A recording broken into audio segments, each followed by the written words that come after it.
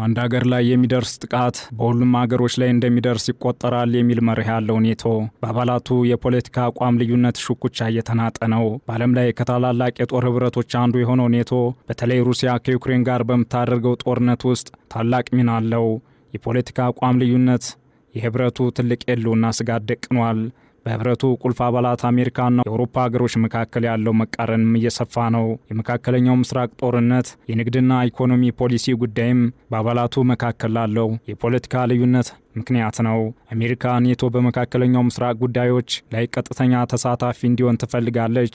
አንዳንድ የአውሮፓ ሀገሮች ግን ይህንኑ አይፈልጉም። ትራምፕ አሜሪካ ዋና የኔቶ አጋር በሆነችበት ሁኔታ ኔቶ ዘመናዊ አይደለም የሚለው ትችት አባላቱን አስደንግጧል። ይህም ብቻ ሳይሆን ትራምፕ ከሩሲያ ጋር መቀራረብ ይፈልጋሉ።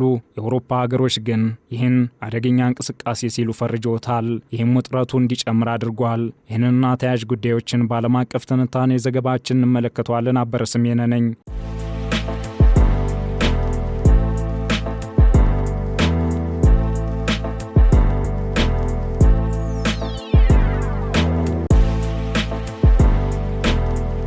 የአውሮፓ ባለስልጣናት አሜሪካ ኃይሎቿን ከአውሮፓ ብታስወጣ ወይም ለመከላከል ፈቃደኛ ባትሆን በሩሲያ ላይ ያለውን ስጋትና የኒውክሌር ተአማኒነት ለመጠበቅ እየተፋጠኑ ነው።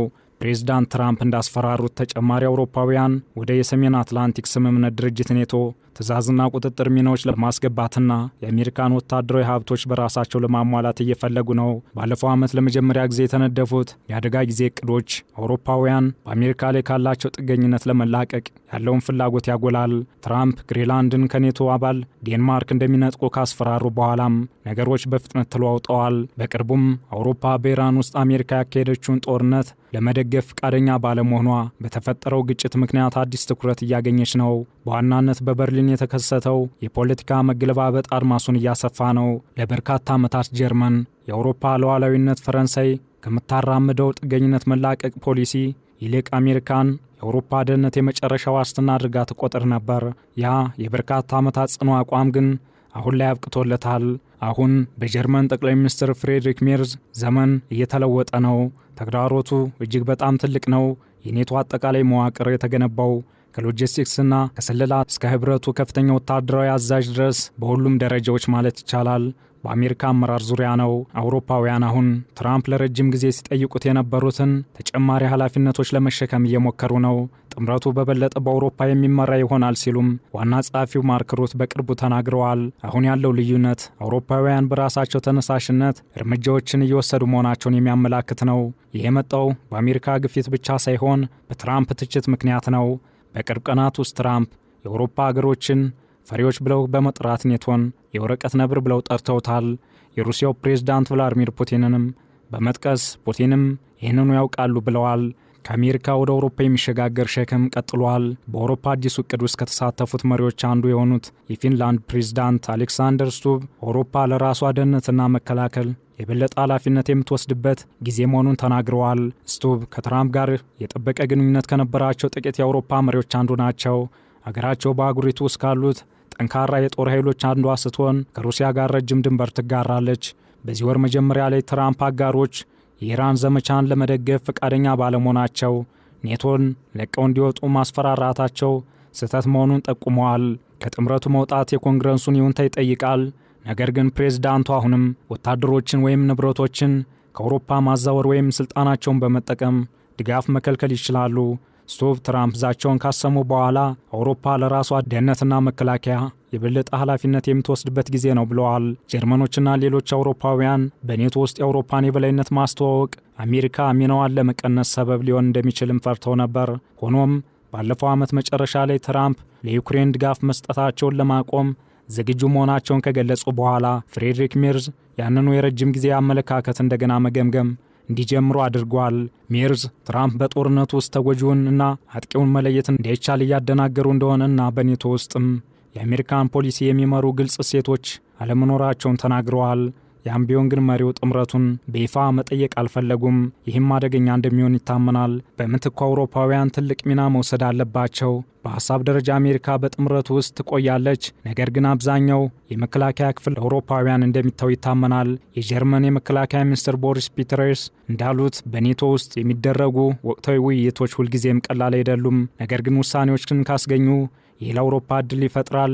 እኒህ ሰው ኔቶን ለአውሮፓም ሆነ ለአሜሪካ የማይተካ ሲሉ ጠርተውታል። ፒስቶሪየስ አውሮፓውያን የአህጉሪቱን ደህንነት ለመከላከል የበለጠ ኃላፊነት እየወሰዱ እንደሆነም ተናግረዋል። የጀርመን መሪዎች በኔቶ ጉዳይ ያሳዩት የአመለካከት ለውጥ ለሌሎችም ሰፊ የእምነት በር ከፍቷል። ልክ እንደ ጀርመን ሁሉ እንግሊዝ፣ ፈረንሳይ፣ ፖላንድ እና ካናዳ ተመሳሳይ አቋም እያንጸባረቁ ነው። ባለስልጣናት አውሮፓ ከአሜሪካ በተቃራኒ አቅጣጫ በምትሄድባቸው መስኮች የአውሮፓን አስፈላጊ የጦር መሳሪያዎች ምርትን ማፋጠን ይፈልጋሉ። ከእነዚህም ውስጥ ጸረ ሰርጓጅ መርከብ፣ በበረራ ላይ ነዳጅ መሙላትና የአየር መከላከያ ስርዓት ይገኙበታል። ባለስልጣናት ባለፈው ወር ጀርመንና እንግሊዝ የክሩዝ ሚሳኤሎችና ሃይፐርሶኒክ መሳሪያዎችን ለማልማት የጋራ ፕሮጀክት አዲሱ አጀንዳቸው አድርገዋል። የአውሮፓ ከፍተኛ ተባባሪ አዛዥ ሁልጊዜ አሜሪካዊ ነው። እናም የአሜሪካ ባለስልጣናት ያንን ቦታ የማስረከብ ፍላጎት እንደሌላቸው ተናግረዋል። በኔቶ ውስጥ አሜሪካ እንደ ወታደራዊ መሪ ለመተካት የሚያስችል በቂ ቦታ ያለው የአውሮፓ አባል የለም። አውሮፓውያን ተጨማሪ አመራር ሚናዎች እየገነቡ ነው። ነገር ግን አሁንም ወሳኝ መሪዎች ይጎድሏቸዋል። የአውሮፓ አባላት ብዙ ባለሙያዎች፣ መኮንኖችና መሪዎች አሏቸው። ነገር ግን ኢንቨስት ማድረግና ችሎታዎቻቸውን በፍጥነት ማሳደግ አለባቸው። ሽግግሩ ቀድሞውኑ በመካሄድ ላይ ነው። ቁልፍ የኔቶ የአዛዥነት ቦታዎች በአውሮፓውያን መያዝ ጀምረዋል። በቅርብ ጊዜ ወይም በሚቀጥሉት ወራት የሚደረጉ ብዙ ዋና ዋና ወታደራዊ ልምምዶችም በአውሮፓ መሪዎች ይመራሉ።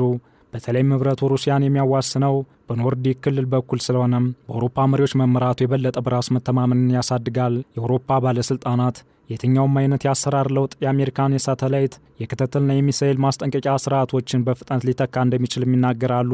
ይህም ፈረንሳይና እንግሊዝ የኒኩሌርና ስትራቴጂክ የስለላ ሚናዎቻቸውን ለማስፋት ቁርጠኛ ያደርጋቸዋል።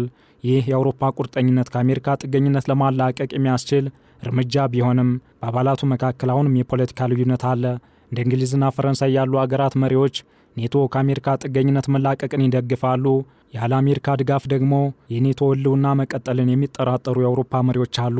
በተለይም አውሮፓ ከሩሲያ ለተደቀነባት የደህንነት ስጋት ለመውጣት የትራምፕ ዛቻና ትችት ላይ የበለጠ ትኩረት ከማድረግ ይልቅ ልዩነቱን ማቻቻል ላይ መስራት ያበረታታሉ። የኔቶ አጠቃላይ መዋቅር የተገነባው ከሎጂስቲክስና ከስለላ እስከ ህብረቱ ከፍተኛ ወታደራዊ አዛዥ ድረስ በሁሉም ደረጃዎች ማለት ይቻላል በአሜሪካ አመራር ነው። ይህንኑም ለሐሳባቸው ማጠናከሪያነት ይጠቀማሉ። እንዲህ ያለው ሐሳብ አውሮፓ ካለፈው ዓመት ወዲህ ለኔቶ የአደጋ ጊዜ ቅርብ ብሎ ከነደፈው ስትራቴጂ ጋር የሚቃረን በመሆኑ የአባላቱን ልዩነት አጉልቶታል። ቀጣዩ የኔቶና የአሜሪካ የህብረቱ አባልነት ዕጣ ፈንታ በአውሮፓ የኔቶ አባል አገራት ውሳኔ ላይ ወድቋል። አውሮፓውያን ከትራምፕ የሚጠየቁትን የበጀት መዋጮ ጭማሪ እንዲሁም በመካከለኛው ምስራቅ ጉዳዮች ቀጥታ ተሳትፎ ማድረግ ወይም ከዚያ በተቃራኒው ሐሳብ ማራመድ መቀጠል። በኔቶና አሜሪካ መካከል ያለው የፖለቲካ ልዩነት መስፋት ሩሲያ ኔቶን የደህንነት ስጋት አድርጋ መመልከት፣ ኔቶም ሩሲያን የህልውና ስጋት ማድረጉን መቀጠል ለታላቅ ዓለም አቀፍ ጦርነት መወለድ ስጋት ሆኗል። ዓለም አቀፍ ትንታኔ ዘገባውን ስናዘጋጅ ኤምኤንኤስ ኒውስ፣ ዘጋርዲያንና ዘዌል ስትሪት ጆርናልን በዋቢነት ተጠቅመናል።